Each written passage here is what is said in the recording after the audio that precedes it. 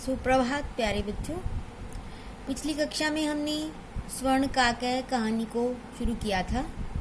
उसी कहानी को आगे बढ़ाते हुए हम इस कहानी को आगे बढ़ा रहे हैं और पढ़ते हैं।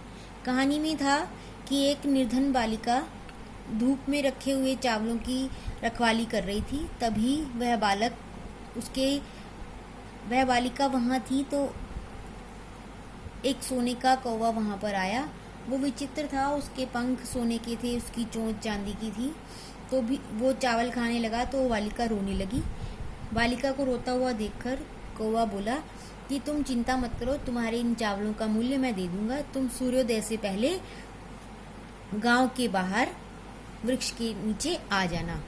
तो बालिका वहां गई। वो कहानी हमने आगे, उसी कहानी को हम आगे बढ़ा रहे हैं, ध्यान से सुनिए।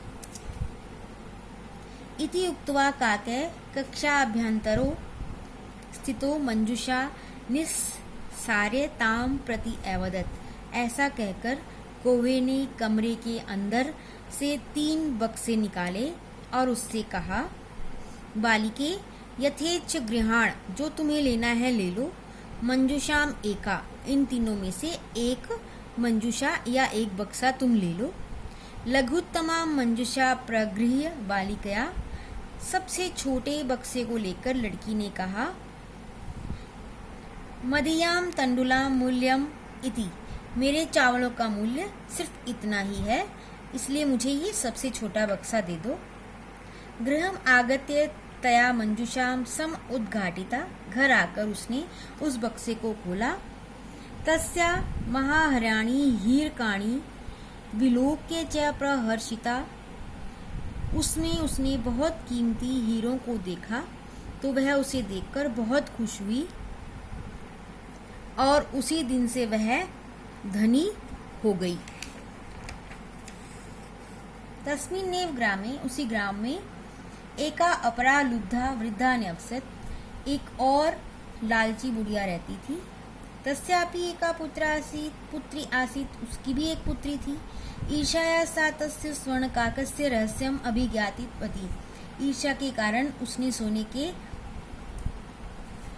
के कौवे के बारे में यह जाना।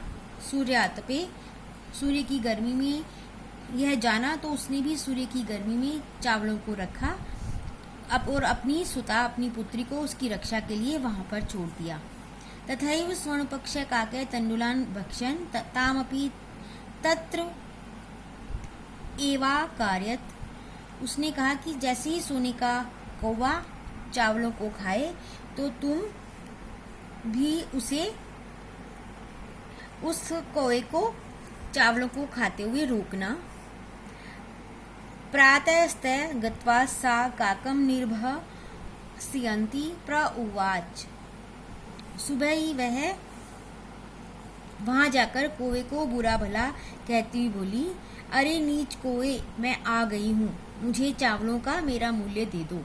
जैसे ही वो वहां पर गई और उसे अपने चावलों का मूल्य इस तरह से वो मांगने लगी।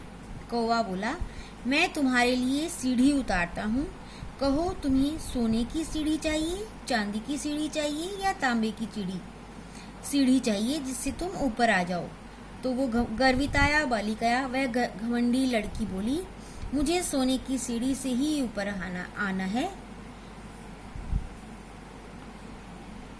तो मेरे लिए सोने की सीढ़ी ही नीचे उतारो। तो कौवे ने तांबे की बनी हुई सीढ़ी ही दी। सोने के कौवे ने उसे भोजन भी तांबे के बर्तन में कराया। प्रतिनिर्वति काले स्वर्ण काकेन कक्षाभ्यंतरो,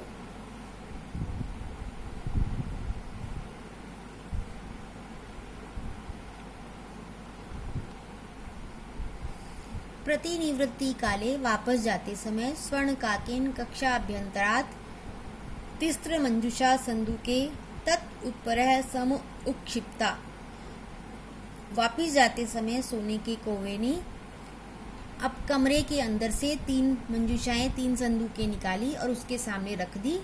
लोभाविष्टा सा बृहत्तमा मंजुषा गृहीतवती, लोभ के कारण, लालच के कारण उसने सबसे बड़ी मंजुषा को ग्रहण किया। गृहम आगत्य, घर आकर उसने बहुत ही हर्षित होकर जैसे ही उस मंजूषा को खोला वैसे ही उसके अंदर से बहुत ही भीषण या भयंकर एक काला सर्प निकला। उसे देखकर वह लालची बालिका लोभस्य फलम प्राप्तम, उस लालची बालिका ने उस अपने लोभ का फल प्राप्त कर लिया। तदंतरम सा लोभ परित्यज्य, उसके बाद से उसने लालच को छोड़कर अच्छे कार्यों को अपनाना शुरू कर दिया। यह थी कहानी में से हमने यही शिक्षा ग्रहण की कि लोभ के कारण मनुष्य का अंत निश्चित है, अतः हमें अधिक लालच नहीं करना चाहिए। धन्यवाद।